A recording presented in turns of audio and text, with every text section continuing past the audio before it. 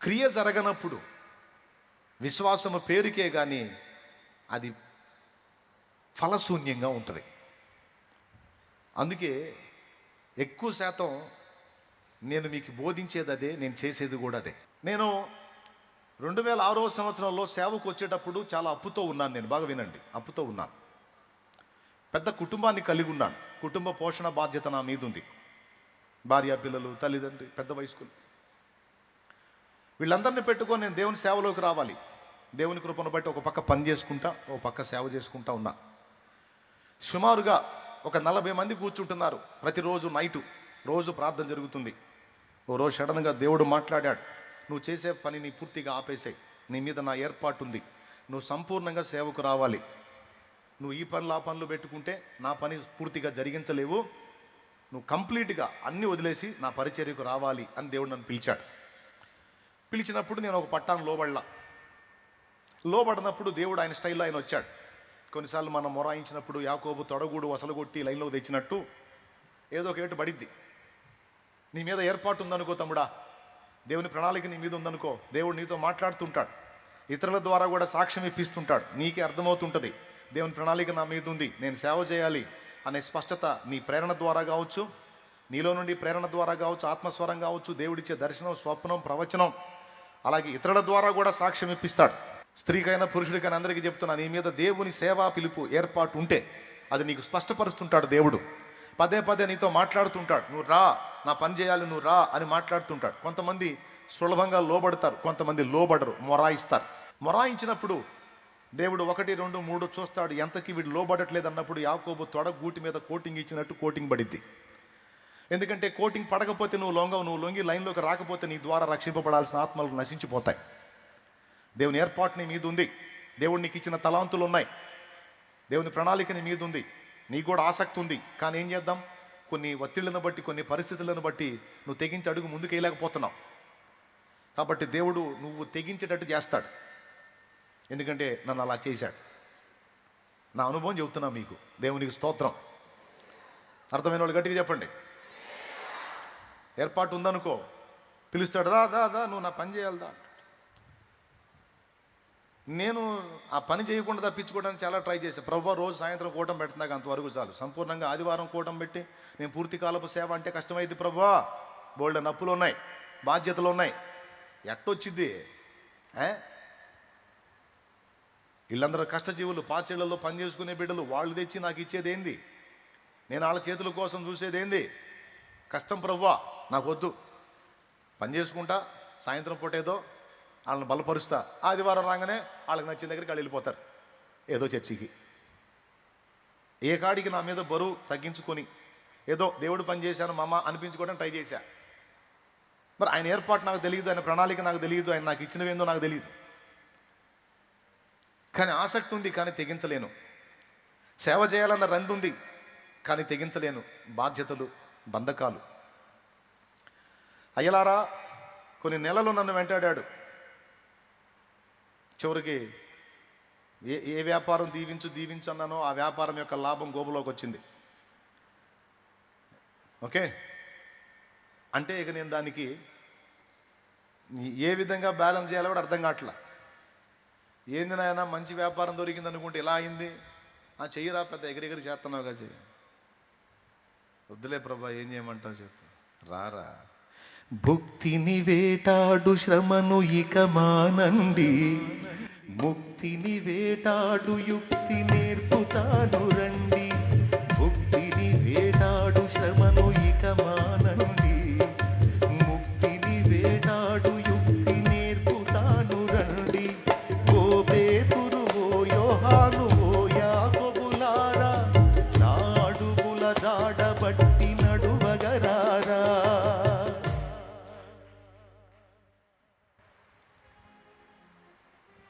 స్పష్టంగా మాట్లాడాడు.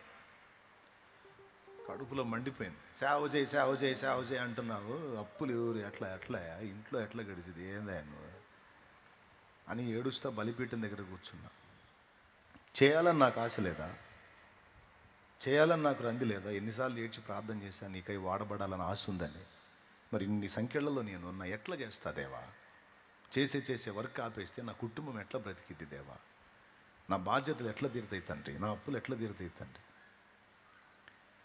దేవుడు మాట్లాడాడు, భూమి మీద నిన్ను ప్రేమించి పట్టాడు అన్నో నీకు పెడతానని నమ్మలేని వాడివి పరలోకం ఇస్తానంటే ఏం నమ్ముతావురా నువ్వు? పరలోకం ఇస్తానన్న నీ విశ్వాసం ఏం విశ్వాసం? అరచు పిల్ల కాకులకు సైతం ప్రతిరోజు ఆహారాన్ని సిద్ధపరచువాడను నేను. సింహం పిల్లలైన లేమి గలవై ఆకలి కొననేమో కానీ నన్ను ప్రేమించి వెంటాడే వారికి నేను ఆకలి కొననీయను అని వాగ్దానం చేసింది నేను. ఆ మాత్రం విశ్వాసం లేదా? నా యందలి విశ్వాసం నీకుంటే మొదలుపెట్టు, నువ్వు నేను చూసుకుంటా అన్నాడు. ఇప్పుడు నా విశ్వాసము ఇప్పుడు క్రియగా మారాలి. ఎలా మారాలి? క్రియగా మారాలి. క్రియగా మారడం అంటే ఏంటి? అవన్నీ వదిలేసి నేను పూర్తి కాలపు సేవలోకి రావాలి. అలా క్రియగా మారనంత వరకు నేను అలానే ఉన్నాను. విశ్వాసం ఎప్పుడైతే క్రియగా మారిందో అప్పుడు దేవుని కార్యాలు ప్రాక్టికల్గా వరుసగా అనుభవించడం మొదలుపెట్టాను. దేవునికి స్తోత్రం కలుగునుగా. ఆయన అన్నది నిజమే. ప్రతికూలతలు వచ్చినాయి, కరువు కాటకాలు, ఇరుకు ఇబ్బందులు వచ్చినాయి, కానీ ఏదో ఒక విధంగా నన్ను పోషిస్తానే వచ్చాడు. ఎవరిని యాచించనీలా, ఎవరిని అర్థించనీలా, ఎవరిని దేహి అని బిచ్చమెత్తనీలా రోషంగల దేవుడు తన కార్యాన్ని తను జరిగించాడు. ఆనాటి నుంచి ఈనాటి దాకా నన్ను అలానే నడిపిస్తున్నాడు ఆయన. సింహపు పిల్లలైనా అదిరా ఎప్పుడు సింహపు పిల్లలైనా కొదువ కలిగి ఆకలిగొనినా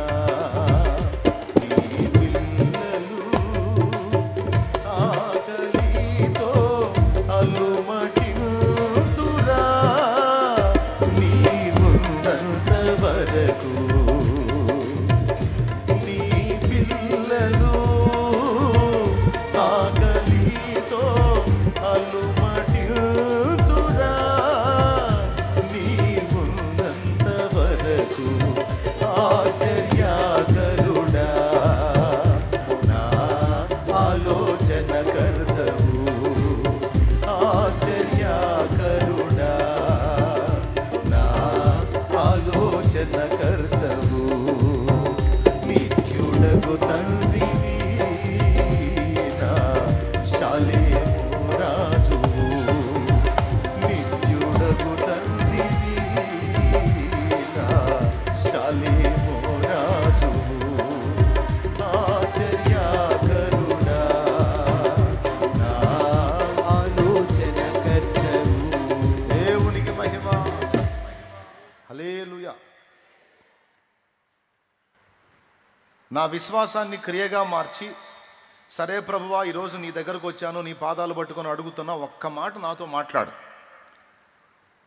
నాకు అర్థమైంది, నేను ఎటుపోయినా దారి మోస్తున్నావు, నేను ఎటుపోయినా దారి మోస్తున్నావు. అర్థమైంది, నన్ను టార్గెట్ చేశావని. సంతోషం. ధైర్యం చాలటల్లా తెగించలేకపోతున్నా. ఒక్కసారి నాతో ఒక్క మాట మాట్లాడు. ఆఖరికి నేను ఉండే ఇది కూడా తాకట్లో ఉందయ్యా, స్థలం కూడా. మరి నేను ఎట్లా చేయాలి? అంత తాకట్లో ఉంది, అప్పులు పాలై ఉన్నాను, ఎట్లా నాయనా? ప్రార్థన మొదలు పెడితే ఈ ఇంట్లోనే మొదలు పెట్టాలి. నేను ఇందులో కోట మొదలు పెట్టానంటే తాకట్టు పెట్టినోడు వచ్చి పాక పీకి పందిరేస్తాడు. నాతో ఒక్క మాట మాట్లాడయ్యా. ఇప్పుడు 40 మంది నైట్ వచ్చి కూర్చుంటున్నాను. నేను ఆదివారం కూటం అంటే ఎంతమంది అవుతారో తెలియదు. వాళ్ళని నమ్మి నేను అన్నీ మానుకుంటే కుటుంబం మొత్తం మలమల మాడిపోతాంగా ప్రభా. ఎందుకంటే వాళ్ళకే ఫుడ్కు లేక లాటరీ కొడుతున్నారు. అట్టంటి వాళ్ళు నా విశ్వాసులు. వాళ్ళు నాకేం పెడతారు, వాళ్ళు నాకేం సపోర్ట్ చేస్తారు? ఎట్లా తండ్రి? నాతో మాట్లాడు ప్రభువా, నాతో మాట్లాడు ప్రభువా అని కూర్చుని ప్రార్థన చేసి వాక్యములో దేవుని సలహా అడిగా. ఇర్మియా గ్రంథము 30లో నుండి నా తండ్రి నాతో మాట్లాడాడు. ఆయన వాక్కు తీసుకునే నేను పరిచర్య చేయాలి అని ముందు దేవుని దగ్గర మాట తీసుకుందామని దేవుని పాదాల దగ్గరికి వెళ్ళా.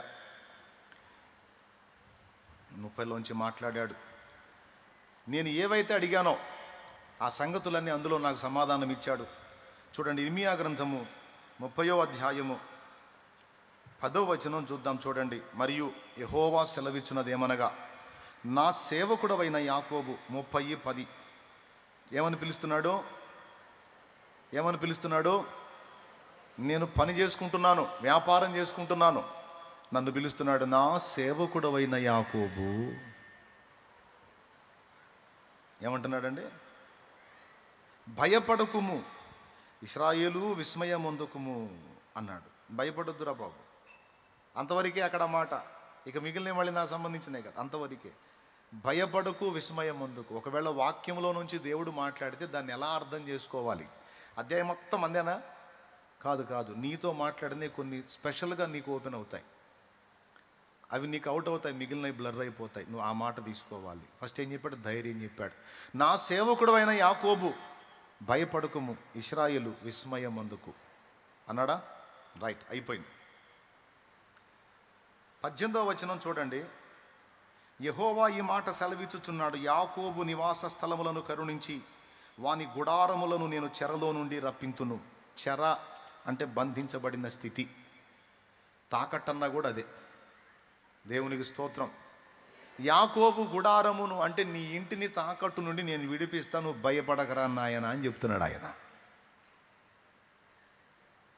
నువ్వు దాని గురించి దిగులేసుకుంటావు ఎందుకురా? నువ్వు లైన్లోకి రారా, మొత్తం నేను చూసుకుంటా. నీ విశ్వాసాన్ని క్రియగా మార్చురా. ఒక్క అడుగు వేయరా, నన్ను నమ్మి నేను నీకు ఎలా తోడై ఉంటానో నీకు చూపిస్తా. సాహసం చేయరా, విశ్వాసంతో సాహసం చేయరా. ఒకవేళ నిజంగా పిరిగిబారి నేను అధైర్యపడి వెనకడుగు వేస్తే ఇంత కృప ఈరోజు కోల్పోయేవాడిని నేను. ఎప్పుడైతే విశ్వాసంతో సాహసం చేసి అడుగు ముందుకేసానో అది క్రియగా మారిందో, అది శక్తిగా మారింది, శక్తివంతమైంది. దేవుని శక్తి నా జీవితంలో అప్పటి నుంచి ఇప్పటిదాకా పనిచేస్తూనే ఉంది. అర్థమైందా మీకు స్పష్టంగా? ఆ తర్వాత ఇటు పక్క పేజీ తిప్పి చూడండి, ఏమేం మాట్లాడాడో చూడండి. అక్కడ చిన్న మందను పెట్టుకొని నేను ఏం చేయగలను ప్రభువా, చిన్న గుంపును పెట్టుకొని నేను ఏం చేయగలను ప్రభువా. వాళ్ళు కూడా తెలిసి తెలియనోళ్ళు, చదువు రానోళ్ళు.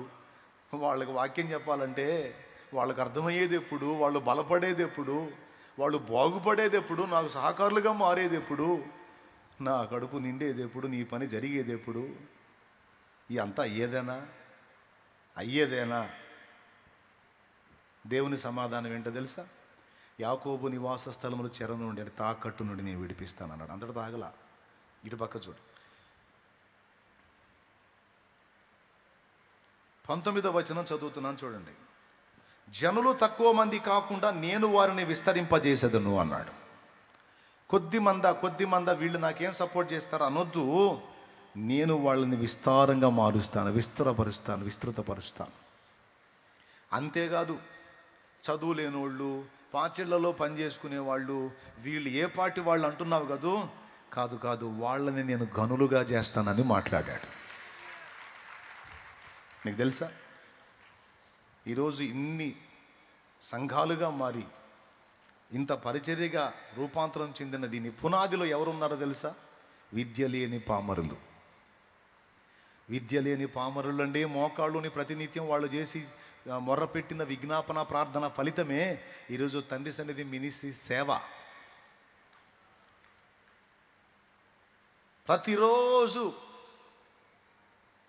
ప్రతిరోజు దినమంతా వెట్టి చాకిరి చేస్తారు, ఇళ్లలో పాచి పనులు చేసుకొని వస్తారు, సాయంత్రానికి వచ్చి స్నానం చేసుకొని కుటుంబ బాధ్యతలు నెరవేర్చుకొని సన్నిధికి వచ్చి ఆ పాకలోకే వచ్చి మోకాళ్ళుని రోజు ప్రార్థన చేసేవాళ్ళు.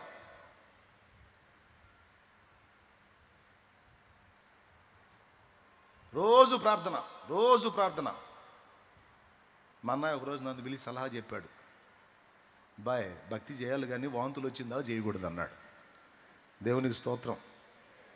ఏమన్నాడు? భక్తి చేయాలి కానీ మరి విరక్తి పుట్టిందాక చేయకూడదు.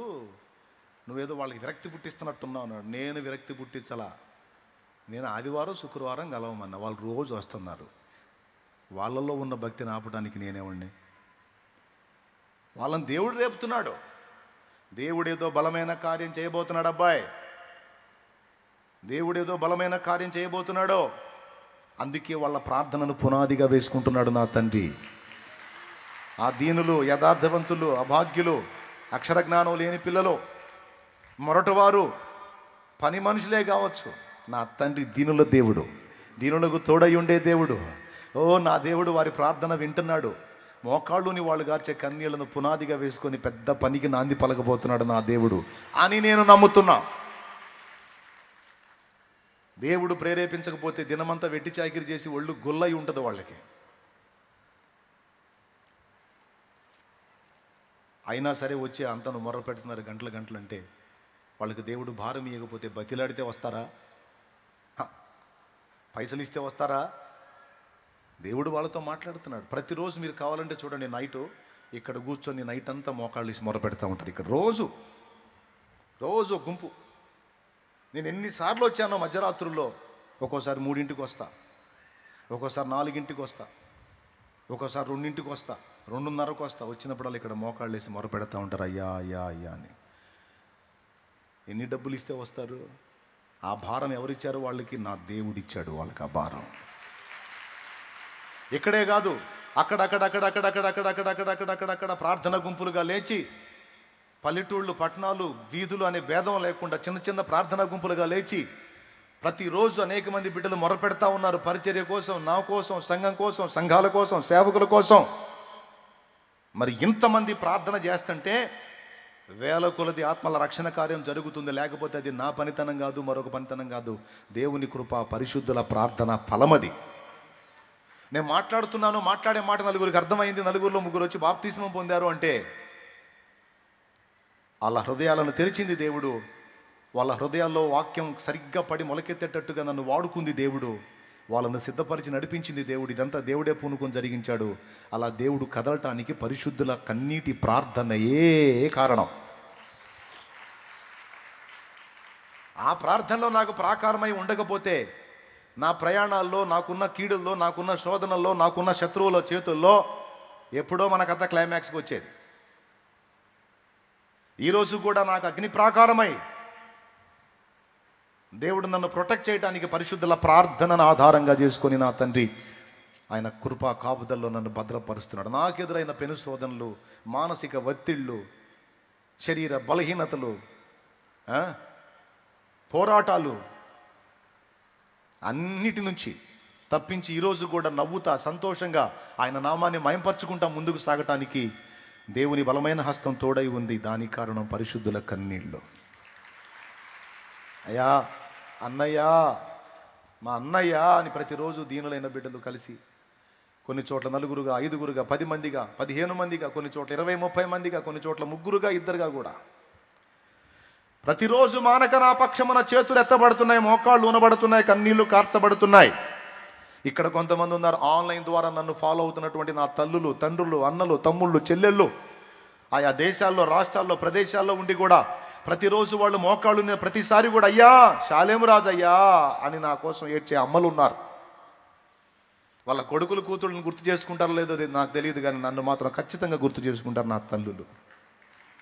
నా తండ్రులు ఉన్నారయ్యా బిడ్డయ్యా అని, నా చెల్లెళ్ళు ఉన్నారయ్యా మా అన్నయ్య అని, అక్కలు ఉన్నారయ్యా మా తమ్ముడయ్యా, తమ్ముడిని కాపాడయ్యా. పరిచర్యకు పునాది ఆనాడు ఆ దీనులైన పిల్లల ప్రార్థన, వాళ్ళ కన్నీళ్ళు.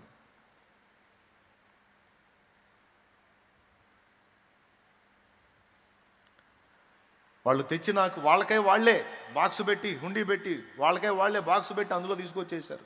శాలేమన్నా మొట్టమొదట బాక్స్ శాలేమన్నా పెట్టింది కాదు, అది వాళ్లే తెచ్చి పెట్టి, వాళ్ళే ఎట్లా నీకెట్లా అని, ఇది మా కష్టార్జితంలో నుంచి అని వాళ్ళు తీసుకొచ్చి అందులో వేసి పరిచర్యకు ఆనాడు చదువు లేని నిరక్షరాస్యులైనటువంటి అల్పులైన ఆ బిడ్డల తోడ్పాటు. నా తండ్రి వాగ్దానం ఇంత తప్పిందేమో చూడు. మాట అన్నాడంటే అది భూమి ఆకాశాలు తలకిందులైనా సరే నెరవేర్చి సవాలుకరంగా సాక్ష్యం ఇస్తాడు నా దేవుడు. అన్నాడంటే జాలి కాదు, అంతే అయిపోయింది. వాగ్దానం ఇచ్చాడంటే చాలు, ఇక తిరుగులేదో. వాగ్దానమూలనిచ్చి నెరవేర్చువాడవు నీవే, వాగ్దానమూలనిచ్చి నెరవేర్చువాడవు నీవే, నమ్మకమైన దేవా నన్ను కాపాడువాడవు నీవే,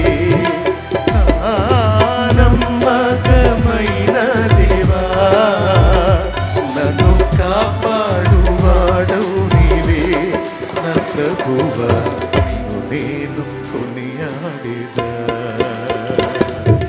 హల్లెలూయా పాడేదా, ప్రభు నిన్ను కొనివేడేదా, హల్లెలూయా పాడేదా, ప్రభు నిన్ను కొనియాడేదా, అన్ని వేళల యందునా నిన్ను పూజించి కీర్తింతును, అన్ని వేళల యందునా నిన్ను పూజించి కీర్తింతును, నా ప్రభువా నిన్ను నేను కొనియాడేదా. దేవునికి మహిమ కలుగును. నా జీవిత యాత్రలో ఏమి సంభవించినా, నా జీవిత యాత్రలో ఏమి సంభవించినా, మహిమా నీకే ఓ ప్రభు, ఇది ఏనా దిన ప్రార్థన, నా ప్రభువా నిన్ను నేను కొనియాడేదా, హల్లెలూయా పాడేదా, ప్రభు నిన్ను కొనియాడేదా. పిల్లరా, నా తమ్ముడా నా చెల్లి, నువ్వు ఎటు వెళ్ళినా దారులు ముయ్యబడుతున్నాయంటే, ఒకవేళ దేవుని ఏర్పాటు నీలో నీ ద్వారా సేవ చేయించుకోవాలని ఏర్పాటు లేకపోతే, నా వల్ల నిన్ను వాడుకోవాలని ఏర్పాటు లేకపోతే, గుర్తుపెట్టుకో, ఎక్కడో చోట నీకు ద్వారం తెరుస్తాడు. నువ్వు బతకడానికి, అంత అన్నం దొరకటానికి నీకు ఖచ్చితంగా దారి చూపిస్తాడు దేవుడు. నాకు స్పష్టంగా తెలుసు. ఒకవేళ సేవా పిలుపు నీ మీద ఉందనుకో, ఏర్పాటు నీ మీద ఉందనుకో, నీకు డోర్లన్నీ క్లోజ్ అయిపోతాయి. క్వశ్చన్ మార్క్ ఒక్కటే ఉంటుంది, ఏంటి ప్రభువా, అదా ఏంటన్నావు కదా, ఇప్పుడు చెప్తాదా, నువ్వు నా పని చేయాలి నా కుమారుడా అంటాడు. అప్పుడు నువ్వు నాలాగనే స్టోరీలు ఎత్తుతావు. అప్పుడు దేవుడు అంటాడు, నమ్మలేవా అని అంటాడు. నమ్మితే అడిగే. ఏర్పాటు నీ మీద ఉంటే ద్వారములు ముయ్యబడతాయి, గుర్తుపెట్టుకో. ఒకవేళ నిన్ను ఆ విషయంలో ఏర్పాటు చేసుకోకపోతే, ఇంకొక దానిలో వాడుకోవాలనుకుంటే అటు ద్వారాలు తెరవబడతాయి. ఎందుకు నాకు ఎటు పోయినా సరే శూన్యం కనపడుతుంది అనే క్వశ్చన్ నీకు వస్తే, ఈ కోణంలో కూడా కొంచెం ఆలోచించు. ఒకవేళ దేవుని పని చెయ్యమని నన్ను ఏమన్నా ఆయన కార్నర్ చేస్తున్నాడా, నన్ను టార్గెట్ చేశాడా, ఏంటి ప్రభు అని అడుగు. కూర్చో, ఆయన ముందు కూర్చో, నేను కూర్చున్నట్టు తప్పకుండా మాట్లాడతాడు. ఆ మాటలను బట్టి నువ్వు అడుగు ముందుకి. నాకు కావాల్సిన 3 మాటలు నా తండ్రి మాట్లాడాడు. నంబర్ 1, భయపడొద్దు, విస్మయం పొందొద్దు అన్నాడు. నంబర్ 2, నువ్వు అనుకుంటున్నవన్నీ కూడా బంధకాల్లోంచి నేను విడిపిస్తాను, అవి నీకు సొంతం చేస్తాను. నంబర్ 3, నేను నీకు పిల్లల్ని ఇస్తాను, వాళ్ళని విస్తరింపజేస్తాను, అండ్ అల్పులుగా కాదు గనులుగా చేస్తాను, మంచి బిడ్డలు నీకు ఇస్తాను. నేను నీకు అప్పగించే బిడ్డలందరూ శ్రేష్టమైన పాత్రలు, అల్పుల్ని కాదు గనులుగా చేస్తానే వాళ్ళని. అనేక మందిని సాధించే వ్యక్తులుగా తయారవుతారు, సేవకులుగా తయారవుతారు, పరిచారకులుగా తయారవుతారు, ప్రార్థనా వీరులుగా తయారవుతారు, సమాజాలను భగ్గున మండించే యోధులుగా తయారవుతారు. నేను వాళ్ళని అట్లా చేస్తా, నీకెందుకు భయం? దా, తక్కువ వాళ్ళని నీకెవను, ఆ సోది మా లోకాల నీ దగ్గరికి నేను ఉండ. నేను ఒకవేళ అట్లాంటి వాళ్ళు వచ్చినా సరే వాళ్ళని నేను షార్ప్ పర్సన్స్గా మారుస్తాను. నేను నాకు ఇచ్చిన ఆ ప్రామిస్ ఆనాటి నుంచి ఈనాటి దాకా నా తండ్రి తప్పిపోలా. ఇప్పుడు ఏమర్థమైంది మీకు? విశ్వాసం ఎప్పుడైతే క్రియగా, అప్పుడు ఇక ఆ మాట తీసుకొని ఇక ఆ రోజు నైటు వచ్చినటువంటి విశ్వాసులకి చెప్పాను, వచ్చే ఆదివారం నుంచి ప్రార్థన ప్రారంభం అవుతుంది, ప్రభు బల్ల కార్యక్రమం ఉంటుంది, ఆరాధన కార్యక్రమం ఉంటుంది. ఇక ఇక్కడే నేను ఆరాధన చేయటం మొదలు పెడుతున్నాను.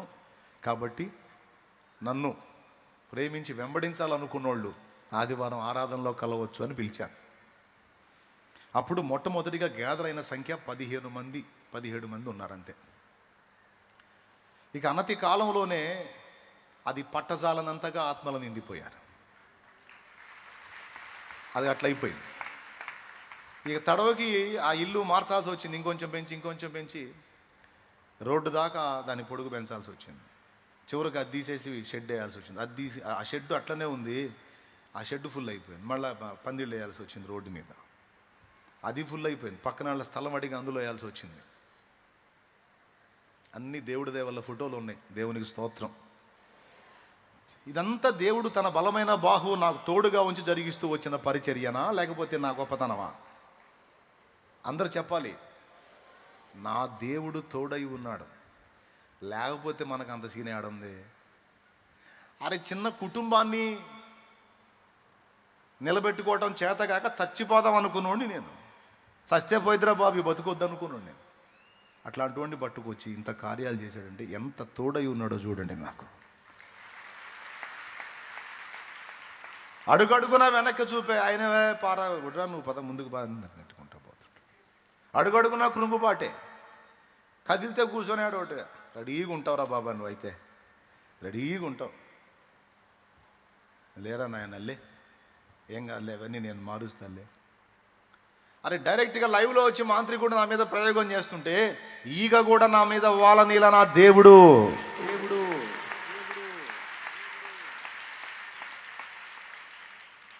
వాడు లైవ్లో వచ్చి, రియల్ అండి, నిజం అండి, పచ్చి నిజం అండి, దేవుని బలిపీఠం మీద చెప్తున్నాను నేను. లైవ్లో వచ్చి నా మీద వాడు ప్రయోగతంతు చేస్తే, బలిపీఠం మీద నన్ను పడగొట్టాలని వాడు తిప్పలు పడితే, వాడు పోయాడు అడ్రస్ లేకుండా.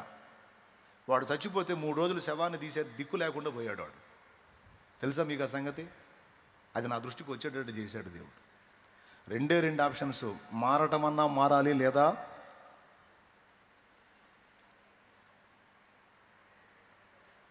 నీ ప్రజల నెమ్మదికై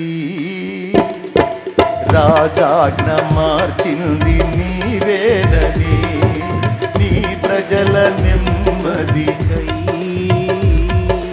రాజాజ్ఞ మార్చింది నీవేనని, అహమును వనచి అధికారులను వెధవల చేసిన నీకు, నీ ప్రజల నెమ్మదికై రాజాజ్ఞ మార్చింది నీవేనని, అహమును వనచి అధికారులను వెధవల చేసిన నీకు, అసాధ్యమైనది ఏమున్నది, అసాధ్యమైనది ఏమున్నది, అసాధ్యమైనది ఏమున్నది, అసాధ్యమైనది ఏమున్నది. యూరా స్తుతి గోత్రపు సింహమా, యేసయ్యా నా ఆత్మీయ ప్రగతిని స్వాధీనమా, నీవే కదా నా ఆరాధన, స్తుతి ఆరాధన, ఆరాధన, స్తుతి ఆరాధన. దేవునికి మహిమ. లైవ్లో వచ్చి దుష్ట ప్రయోగం చేస్తే చేసినోడు అడ్రస్ లేకుండా పోయాడు. నన్ను నా తండ్రి ఇంకా నిలబెట్టి వాడుకుంటూనే ఉన్నాడు. నన్ను పాడు చేయాలని, పతనం చేయాలని, నా సాక్ష్యం భ్రష్టు పట్టించాలని లైవ్లు పెట్టి మాట్లాడారు దరిద్రులు, పిచ్చోళ్ళు. లైవ్లు పెట్టి షాలేము రాజు అలా, షాలేము రాజు ఇలా, అలా ఇలా ఇలా. ఏంది ప్రభు అంటే, ఏం మాట్లాడద్దు, మొత్తం వెధవలు అవుతాను, ప్రశాంతంగా ఉన్నాను. వెధవన్నర వెధవలు అయిపోయారు ఇప్పుడు. దేవుడు నన్ను వాడుకుంటానే ఉన్నాడు, ఆత్మను రక్షిస్తానే ఉన్నాడు. అంత నా గొప్పతనం చెప్పట్లా, నాకు తోడై ఉన్నవాని యొక్క గొప్పతనం చెప్తున్నాను నేను. యూదా గోత్రపు సింహము నా పక్షమున నిలిచున్నాడు, పక్షిరాజు వలె రెక్కలు సాచి ఆయన నా పైన నిలిచున్నాడు. ఆయన సురక్షితమైన రెక్కల నీడలో నన్ను కప్పి ఉంచాడు, లేకపోతే నేను తప్పించుకున్నట్టు అసాధ్యము. పరాక్రమశాలి నాకు తోడై ఉన్నాడు. అందుకే వీరుడవై నీవు నాకుండగా నేనేల భయపడుదును, నాకింక దిగులేలను, నేనేల భయపడుదును, నాకింక దిగులేలను.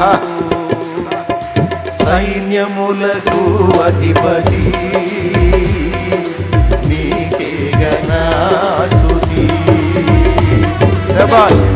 వడకు అధిపతి నీకే గణాస్తుతి. ప్రియమైన దేవా యేసయ్యా నీకే నా స్తోత్రము.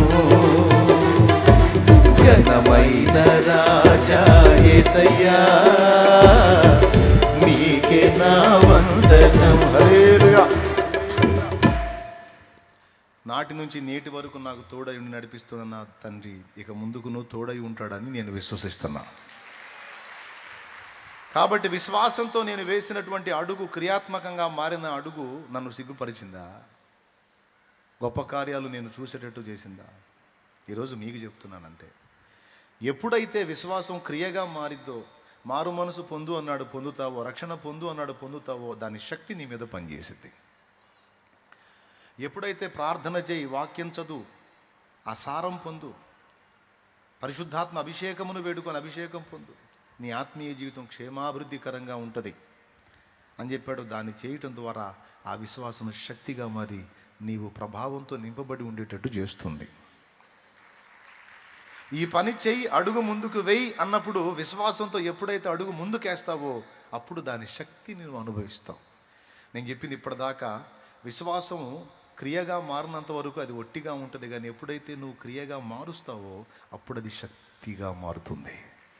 అది దాని ప్రభావం ఏందో నీకు అర్థమవుతుంది. అర్థమైందా? ఎంతమందికి అర్థమైంది?